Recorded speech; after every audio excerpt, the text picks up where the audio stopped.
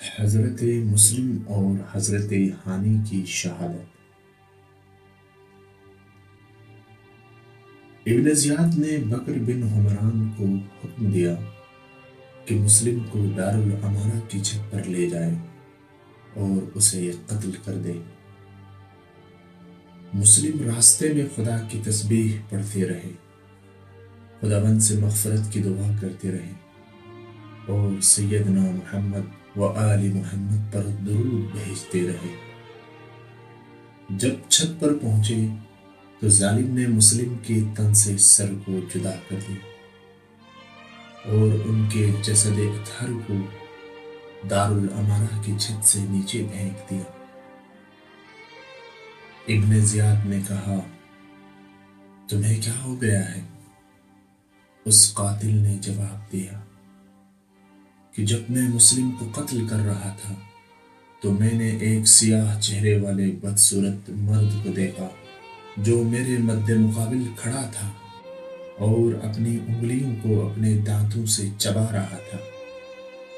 میں اس کو دیکھ کر اس قدر خوفزدہ ہو گیا کہ اس طرح میرا دل کبھی بھی خوفزدہ نہیں ہوا تھا۔ ابن زیاد نے کہا، شاید مسلم کے قتل کرنے سے تم پر یہ وحشت طاری ہو گئی۔ اس کے بعد حکم دیا کہ ہانی کو لایا جائے۔ ان کو قتل کرنے کے لیے ابن زیاد کے پاس لایا گیا تو اس دوران ہانی رضوان اللہ تعالی علیہ کہہ رہے تھے، میرا قبیلہ کہاں اور میرے رشتہ دار کہاں ہیں؟ جلاد نے کہا، اپنی گردن آگے لاؤ۔ ہانی نے کہا، واللہ میں اپنے قتل میں تیری مدد نہیں کر سکتا۔ ابن زیاد کے غلام رشید نے تلوار کے ذریعے ہانی کو قتل کر دیا۔ حضرت مسلم اور ہانی کی شہادت کے سلسلے میں عبداللہ بن زہیر اسدی نے یہ مرثیہ پڑھا ہے۔ اس مرثیے کے کہنے والے شاعر ایک قول کے مطابق فرزدق ہیں اور بعض نے کہا ہے کہ سلیمان حنفی ہیں۔ اشعار کا ترجمہ۔ اے قبیلہ مزہج، اگر تم نہیں جانتے کہ موت کیا ہے تو کوفہ کے بازار میں مسلم اور ہانی کو دیکھنے کے لیے آؤ۔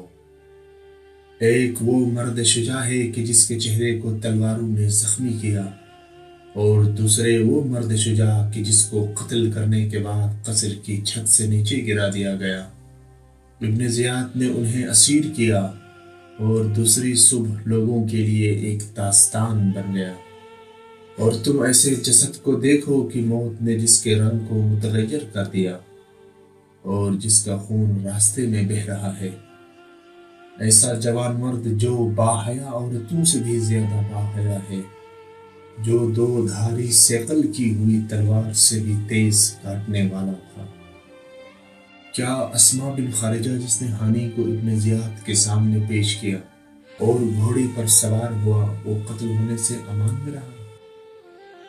حالانکہ قبیلے مزہج اس سے ہانی کے خون کے طلبگار تھے۔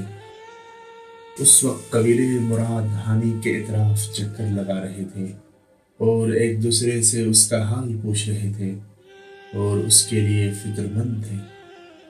اے قبیلے مراد، اگر تم اپنے بھائی ہانی کے خون کا بدلہ نہیں لیتے تو تمہاری مثال ان عورتوں کی ہے کہ جو کم پیسوں پر اپنی آبرو بیچنے پر تیار ہو جاتی ہے۔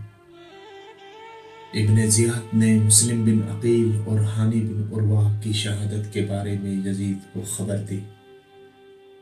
چند دنوں کے بعد اس کا جواب آیا جس میں اس نے ابن زیاد کے اس فعل بد کا شکریہ ادا کیا اور لکھا کہ میں نے سنا ہے کہ حسین ابن علی تمہاری طرف کوفہ آ رہے ہیں، لیکن اس وقت تمہیں چاہیے کہ لوگوں کے ساتھ سختی سے پیش آؤ اور ان سے انتقام لو، اور اگر کسی کے بارے میں مخالفت کا وہم و خیال بھی ہے تو اسے فوراً زندان میں ڈال دو۔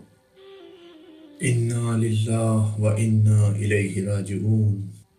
آج کی داستان پر یہیں پہ اکتفا کرتے ہیں اور انشاءاللہ امید ہے باقی ماندہ داستان کو آئندہ آنے والی قسطوں میں بیان کریں۔ والسلام علیکم ورحمۃ اللہ وبرکاتہ۔